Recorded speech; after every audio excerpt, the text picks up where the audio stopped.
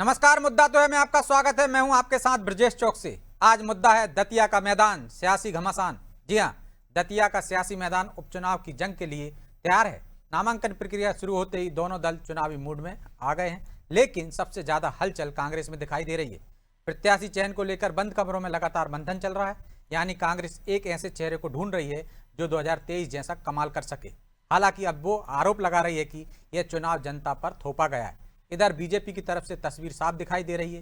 पूर्व गृह मंत्री डॉक्टर नरोत्तम मिश्रा का नाम तय माना जा रहा है, लिहाजा वो चुनावी मैदान में सक्रिय हैं। वहीं कांग्रेस के आरोपों पर बीजेपी का कहना है कि जनता मतदान से जवाब देगी।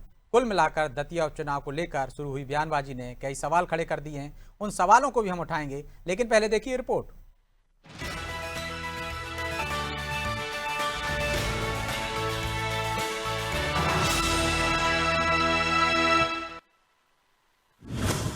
दतिया उपचुनाव की जंग, चढ़ने लगा सियासी रंग। एक तरफ नदी नाले उफान पर हैं, तो दूसरी तरफ दतिया की सियासत में भी तूफान आया हुआ। दरअसल उपचुनाव का बिगुल बजते ही दतिया में सियासी पारा चढ़ गया। नामांकन प्रक्रिया शुरू होते ही प्रत्याशी चयन को लेकर कांग्रेस में बंद कमरों के भीतर बैठकें हो रही हैं। भोपाल में मंथन के बाद अब दतिया में कांग्रेस की राष्ट्रीय सचिव संजना जाटव और रणविजय सिंह ने नेताओं और कार्यकर्ताओं से 1 to 1 रायशुमारी की। सुबह से देर रात तक चली बैठकों में दावेदार का गुणा भाग किया गया। बताया जा रहा है कि रायशुमारी के आधार पर तैयार पैनल दिल्ली भेजा जाएगा, जहां आला कमान अंतिम मुहर लगाएगा। यानी कांग्रेस अब भी उम्मीदवार तलाशने में जुटी है और पार्टी के भीतर एक अनार 100 बीमार वाली स्थिति साफ देखने को मिल रही है। इतना ही नहीं, कांग्रेस इस चुनाव को अलग ही रंग देने में लगी है। पहले वो राजेंद्र भारती पर हुई कार्रवाई को अन्याय बताती रही और अब सहानुभूति कार्ड चलकर आरोप लगा रही है कि ये चुनाव जनता पर थोपा गया है। दतिया उपचुनाव दतिया की जनता पे थोपा गया है। कोई ऐसे इश्यूज नहीं थे, लेकिन षड्यंत्र करके उनकी सजता ख़त्म की गई और अभी भी चीज़ें कोर्ट में हैं। लेकिन जो प्रताड़ित रही थी वहाँ की जनता, उसको फिर एक चुनाव में ढकेला जा रहा है। सिंपैथी और प्रताड़ित वहाँ की जनता हुई है। ये दोनों मिलके कांग्रेस की जीत वहाँ पे निश्चित है। उधर बीजेपी की रणनीति कांग्रेस से कहीं ज्यादा स्पष्ट दिखाई दे रही है। पूर्व गृह मंत्री डॉक्टर नरोत्तम मिश्रा के नाम की औपचारिक घोषणा भले ही बाकी हो, लेकिन वे पूरी तरह चुनावी मोड में आ चुके हैं। जनसंपर्क से लेकर शेरो शायरी तक के जरिए माहौल बनाने में जुटे हैं। यानी जहां कांग्रेस प्रत्याशी तय करने में व्यस्त है, वहीं बीजेपी चुनाव लड़ने की तैयारी में आगे निकलती नजर आ रही है। जनता हमारी, बुजुर्ग हमारे माई बाप हैं, मेरी उम्र के मेरे साथियों और छोटे मेरे बच्चे हैं। मैं अपने बुजुर्गों से सदैव दतिया में सर झुका के माफी मांगूंगा। मेरी अपनी दतिया है। एक चुनाव हरा दिया तो क्या हुआ? 3 चुनाव जिनने जिताए हैं, जिनने 3 बार मंत्री बनवाया है, उनसे फिर कह रहा हूँ, सुन जी तू कि अनजाने में फिर चाहे धूल कोई हो सकती है। जीवन के दूर पलों में बुद्धि हमारी, ऐसे ही अनजान पलों की धूल हमारे माफ करें, क्षमादान देकर हमको नहीं होता। भारतीय जनता पार्टी पूरी संगठनात्मक क्षमता और सरकार की उपलब्धियों के साथ इस चुनाव को ऐतिहासिक तरीके से जीतेगी। दतिया का चुनाव कांग्रेस ने अपनी ये जो आपराधिक प्रवृत्ति छुपाने की जो प्रवृत्ति है, उस कारण थोपा गया है और इसके जो अपराध है वो कांग्रेस के खाते में, और जनता सही समय पे इस अपराध का हिसाब करेगी। कुल मिलाकर दतिया का चुनाव अब सिर्फ एक सीट का चुनाव नहीं रह गया।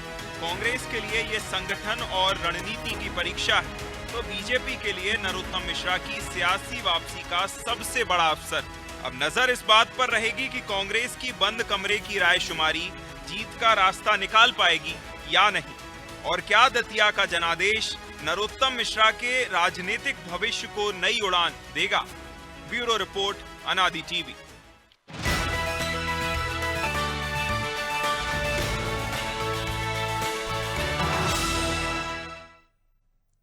इस मुद्दे पर चर्चा शुरू करें उससे पहले वो सवाल जो जरूरी है। पहला सवाल, कांग्रेस इस चुनाव को थोपा हुआ बताकर क्या साबित करना चाहती है? दूसरा सवाल, क्या दतिया का चुनाव बीजेपी और नरोत्तम के लिए प्रतिष्ठा का सवाल बन गया है? तीसरा सवाल, क्या कांग्रेस के लिए दतिया में फिलहाल उम्मीदवार चयन सबसे बड़ी चुनौती है? चलिए इन सवालों के साथ इस मुद्दे पर चर्चा शुरू करते हैं। चर्चा में हमारे साथ मौजूद हैं बीजेपी प्रवक्ता अजय धवले, कांग्रेस नेत्री डॉक्टर सिम्पी अग्रवाल और वरिष्ठ पत्रकार रविंद्र दुबे। आप तीनों मेहमानों का बहुत बहुत स्वागत है। सिम्पी जी, शुरुआत आपसे ही करते हैं। कांग्रेस कह रही है कि दतिया का ये उपचुनाव जनता पर थोपा गया है। कोई नैरेटिव सेट करना चाहते हैं या इसके पीछे कोई ठोस वजह है? क्योंकि बीजेपी कह रही है कि आप लोगों ने जो आपराधिक प्रवृत्ति है, आपराधिक प्रवृत्ति को छिपाया है, उसकी वजह से ये चुनाव हो रहा है, तो आप लोगों ने थोपा है। देखिए ब्रजेश जी, नैरेशन और परसेप्शन की राजनीति तो भारतीय जनता पार्टी करती है। कांग्रेस को नैरेटिव बनाने की आवश्यकता नहीं है, क्योंकि दतिया का चुनाव तो हम ही जीत कर आए थे और एक क्लियर मैंडेट के तहत जीत कर आए थे। और जो अहंकार भारतीय जनता पार्टी के अंदर संलिप्त था, उसको वहां की जनता ने चुनाव हरवा कर उन्हें जवाब दे दिया था।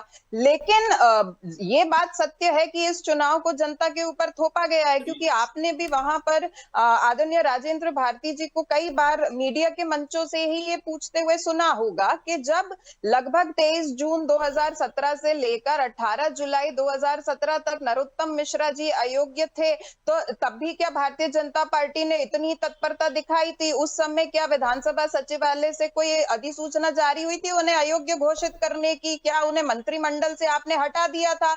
लगभग 1 महीने वो मंत्री भी बने रहे और विधायक भी बने रहे। लेकिन जब राजेंद्र भारती जी की बात आती है तो आप बमुश्किल 10 से 12 घंटे के अंदर उनकी सदस्यता को शून्य कर देते हैं। और अभी जब मामला सब जुडिस है, अभी हाई कोर्ट का इसके ऊपर डिसीजन आना है, तो कम से कम एक बार निर्णय तो आ जाने देते। आपको इतनी जल्दी क्या थी इसके ऊपर उपचुनाव कराने की? वैसे भी अगर हम 6 महीने की सीमा देखेंगे तो 1 अक्टूबर तक की सीमा है। तो आप अगर जुलाई के महीने भी रुक जाते, हाई कोर्ट का इसके ऊपर डिसीजन आने देते और उसके बाद इन चुनाव को कंडक्ट कराते। लेकिन भारतीय जनता पार्टी बहुत अच्छे से जानती है कि जिस तरीके से चौतरफा कहीं भ्रष्टाचार के आरोपों में घिरी है, कहीं चढ़ावे चोरी के आरोपों में घिरी हुई है, कहीं पर इनके तो फिर तो और नहीं जाना चाहिए ना उनको चुनावी मैदान में? जब इतने आरोपों में घिरे हैं तो डरना चाहिए उनको। बिल्कुल, वो तो डर ही रही है ना ब्रजेश जी। हम तो चुनाव मैदान में क्यों जा रहे हैं? ना, आप रुक जाइए ना। हम तो वही कह रहे हैं कि रुक जाइए, इतनी जल्दी क्या है? वैसे भी चुनाव, लेकिन आपको राहत तो मुकेश मल्होत्रा वाले मामले में भी नहीं मिली ना सिम्पी जी। ये तो कोर्ट ने आपराधिक मामला था, सजा सुना दी, जो प्रावधान है उसके तहत ही हुआ है ना। फिर थोपा हुआ कैसे हो गया? मुकेश मल्होत्रा भैया 10-12 घंटे में नहीं देते, 2 दिन में निर्णय लेते, तब भी थोपा हुआ कहलाता। ब्रजेश जी, मुकेश मल्होत्रा जी के मामले में हमें राहत क्यों नहीं मिली है? यहाँ से तो हाई कोर्ट ने उनको बिल्कुल अयोग्य ही घोषित कर दिया था, और दूसरे जो भारतीय जनता पार्टी के हारे हुए विधायक थे उन्हें जीता हुआ घोषित कर दिया था। लेकिन मुकेश मल्होत्रा जी को राहत तो मिल गई थी, विधायक तो वो अभी भी हैं। तो यहाँ भी कोर्ट राहत दे सकता था ना। अरे तो कोर्ट अभी राहत देगा ना, आप रुक तो कितना इंतजार करें? वहां तो तत्काल ही दे दिया था, तत्काल ही मिल गई थी राहत। तो ब्रजेश जी, जुलाई तक का ही तो इंतजार करना था। और अगर इतनी जल्दी है तो फिर निर्मला सप्रे की जो सदस्यता ऐसी कोई टाइमलाइन थी नहीं ना सिम्पी जी कि जुलाई तक निर्णय आ ही जाएगा। ब्रजेश जी, भाई कोर्ट में तो लंबे चलते हैं मामले। ठीक है ना ब्रजेश जी, अगर लंबे चलते और जो निर्वाचन की समय सीमा है तब तक अगर निर्णय नहीं आता तो आप चुनाव कंडक्ट करा देते। अगर हम बुधनी और विजयपुर की भी बात करें तो लगभग 5 महीने का अंतराल था। और निर्मला सप्रे के मामले में भारतीय जनता पार्टी इतनी तत्परता क्यों नहीं दिखा पा रही है? आज लगभग 2-2.5 साल हो गए हैं, लेकिन दल बदल नहीं तो वहाँ साबित नहीं हो पाया ना, आप साबित नहीं कर पाए कोर्ट में। यहाँ साबित हो गया आपराधिक मामला। नहीं, हाई कोर्ट ने ये नहीं कहा है कि हम साबित नहीं कर पाए। हाई कोर्ट ने ये कहा है कि विधानसभा अध्यक्ष इसके ऊपर निर्णय लेंगे। तो शुरुआती दौर में हम विधानसभा अध्यक्ष के पास ही तो गए थे, लेकिन लगभग 1.5-2 साल सिम्पी जी, आप उनकी जगह होते तब भी ऐसा ही कहते आप? उनकी जगह होते तब भी आप इंतजार करते? ब्रजेश जी, हाइपोथेटिकल क्वेश्चंस की बात नहीं होती है कि हम उनकी जगह होते तो क्या करते। लेकिन उपचुनाव हो रहा है, उसमें पीसी शर्मा कह रहे हैं सिम्पी जी थोपा हुआ है। हमने इस देश में देखा सरकारों के सरकारें बर्खास्त कर दी, पूरे प्रदेशों में चुनाव करा दिए, वो थोपा हुआ नहीं था। एक चुनाव थोपा हुआ हो गया। ब्रिजेश जी, हमने तो मध्य प्रदेश में चुनाव सरकारें चोरी होती हुई भी देखी हैं। आप तो बर्खास्तगी की बात कर रहे हैं, हम तो अपनी सरकार चोरी होते हुए भी देखे हैं। लेकिन उसके बाद भी हम गए ना उपचुनाव के अंदर, और वो उपचुनाव भी अगर आप 2020 में देखेंगे तो लगभग 6 से 7 महीने के अंतराल में हुए थे। तो हम भी तो अभी यही भारतीय जनता पार्टी से कह रहे हैं कि आप एक बार हाईकोर्ट के डिसीजन को आने तो देते, लेकिन आप इतने भयभीत हैं क्योंकि आप जानते हैं कि दिन ब दिन जो आपके आरोपों से घिरी हुई सरकार की परतें खुलती जा रही है। आप ये खुद जानते हैं कि दतिया उपचुनाव में भी भारतीय जनता पार्टी मुंह की खाएगी, और जो वहां की जनता है वो एक बार पुनः कांग्रेस के प्रत्याशी को ही विजय बनाएगी। इसका कांग्रेस को 100% हमें यकीन है इस बात का। ठीक है। तो अजय जी, वो कह रहे हैं कि इतनी जल्दी क्या थी कि 10-12 घंटे में आपने डिसीजन ले लिया, रुक जाते, थोड़ा इंतजार कर लेते, और अब आप भयभीत हैं क्योंकि जिस तरह के मामले आ रहे हैं सफलता उनको ही मिलेगी। इसका जवाब भी दीजिएगा आप। और मेरा सवाल भी है, क्या दतिया का चुनाव बीजेपी और नरोत्तम के लिए प्रतिष्ठा का सवाल बन गया है?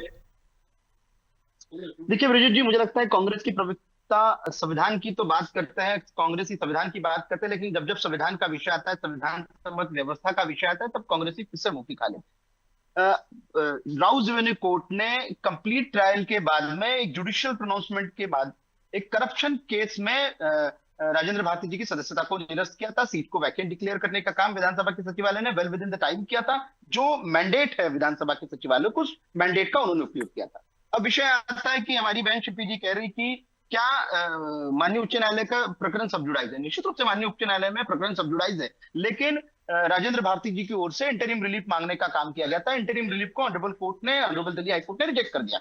जब ऑनरेबल दिल्ली हाईकोर्ट ने इंटरिम रिलीफ को रिजेक्ट कर दिया तो कंप्लीटली ये प्रिरोगेटिव है इलेक्शन कमीशन ऑफ इंडिया का कि वेल विद इन द जो टाइम मैंडेट फिक्स है, उस टाइम लाइन में जो सीट वैकेंट है उस पर इलेक्शन कंडक्ट करना।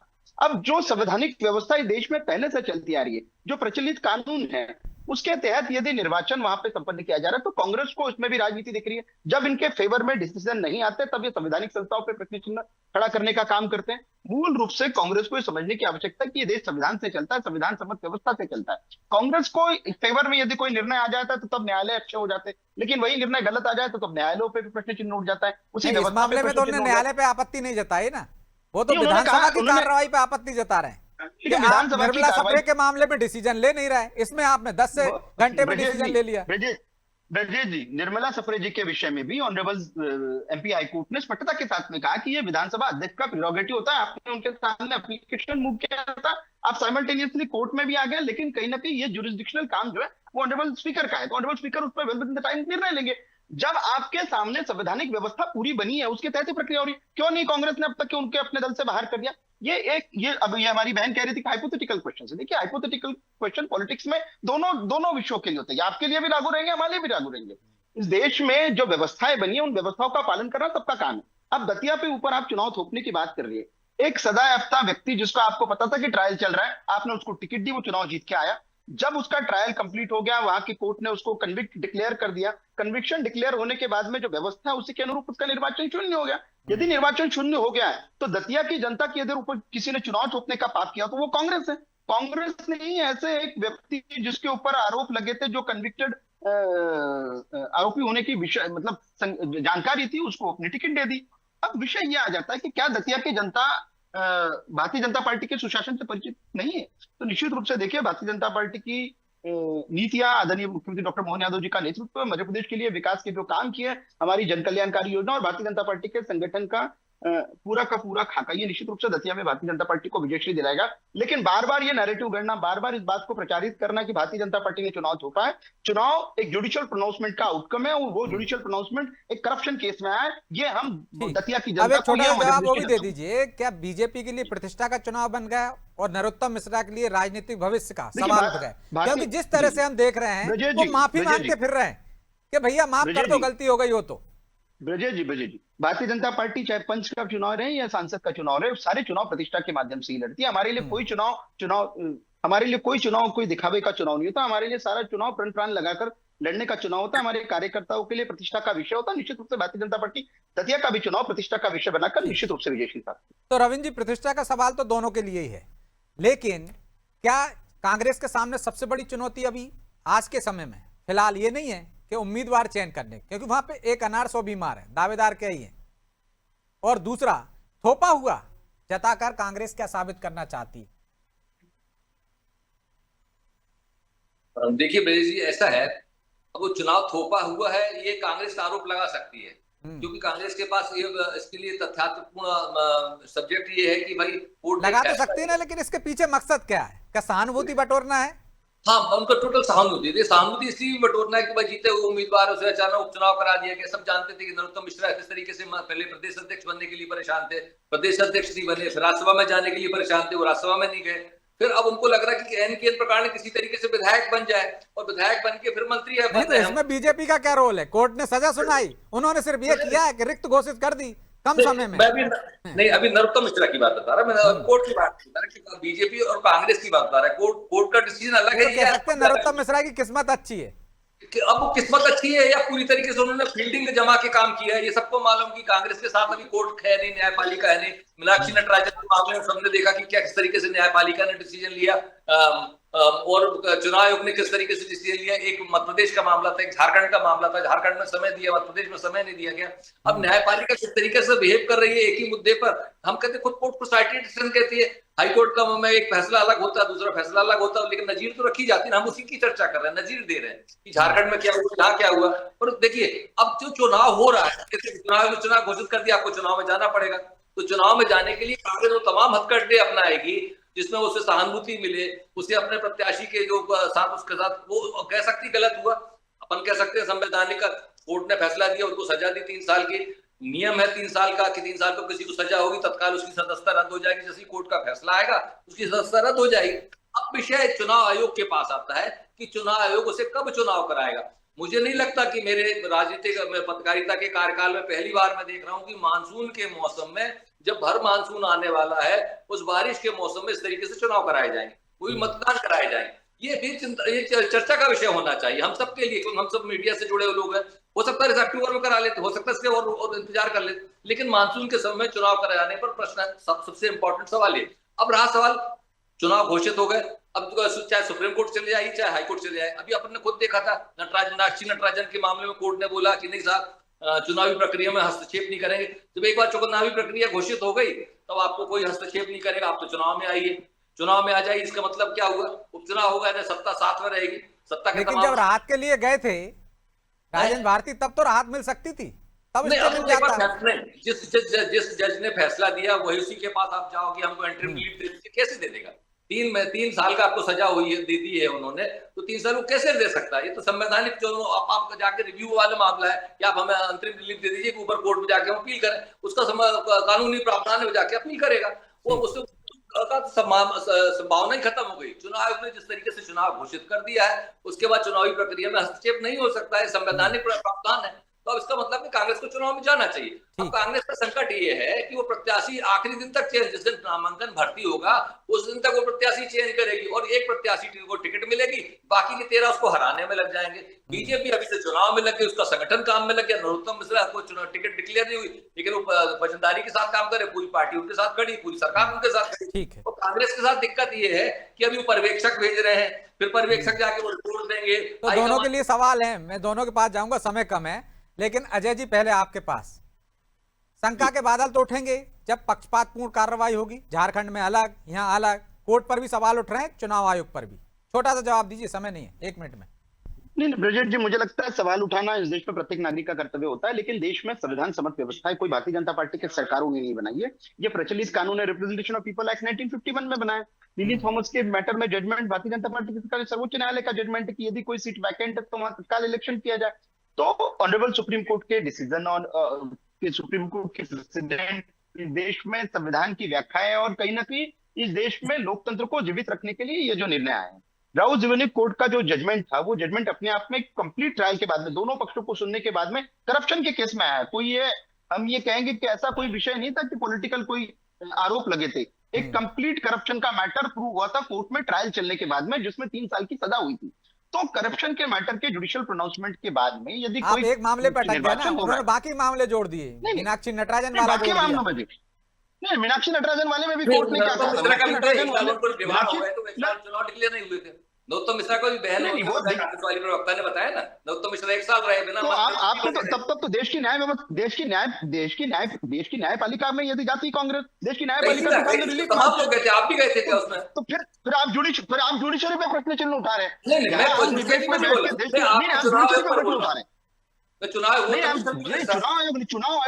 चुनाव आयोग इस देश में जो कानून लेकिन चुनाव आयोग तो वही करेगा ना। कोर्ट ने सजा सुना दी, विधानसभा ने रिक्त घोषित कर दी, सूचना दे दी, उन्होंने रिक्त घोषित कर दी।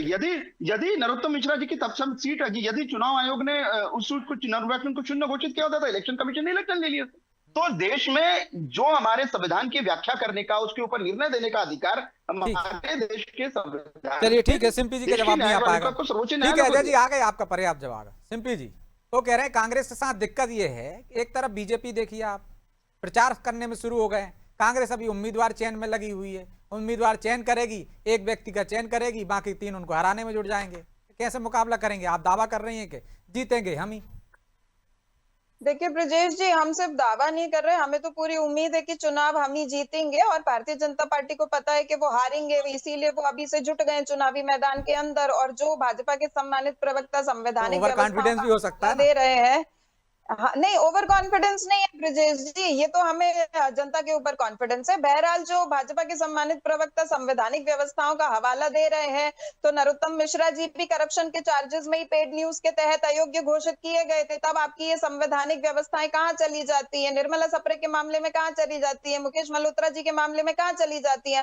और ये हाइपोथेटिकल एनालिसिस की जो बात कर रहे हैं ब्रजेश जी, तो 2019 में जब प्रहलाद लोधी साहब की सदस्यता को बर्खास्त किया गया था, शून्य किया गया था, उस समय तत्कालीन नेता प्रतिपक्ष गोपाल भार्गव जी भी इसी तरीके के हाइपोथेटिकल आरोप कांग्रेस के ऊपर लगा रहे थे कि जो विधानसभा सचिवालय है वो कांग्रेस की सरकार के दबाव में काम कर रहा है। तो जब भाजपा की खुद की बात आती है तो वो आरोप लगाने में आप स्वीकार कर रही है ना, कांग्रेस की बात आती है। आप होती उस जगह पे तो आप भी वैसा ही करते हैं जैसा वो कर रहे हैं। नहीं ब्रजेश जी, स्वीकार नहीं कर रहे, हम भारतीय जनता पार्टी को आईना दिखाने का प्रयास कर रहे हैं कि जब खुद आरोपों से घिरे रहते हैं तो इन्हें संविधान याद आने लग जाता है, लेकिन जब कांग्रेस संवैधानिक रूप से कोई कार्रवाई करती है तो फिर ये कहते हैं कि विधानसभा सचिवालय। तो दिक्कत वही है ना, जब आप कार्रवाई करती हो तब आपको संविधान अनुकूल लगती है, जब वो कार्रवाई करते हैं उनको संविधान अनुकूल लगती है। ब्रजेश जी, हम तो संविधान के अनुकूल ही चल रहे हैं। और माफी चाहता हूँ सिंपी जी, क्योंकि समय की बाध्यता है, इसलिए चर्चा को यहीं विराम देना होगा। आप तीनों मेहमानों का बहुत बहुत धन्यवाद।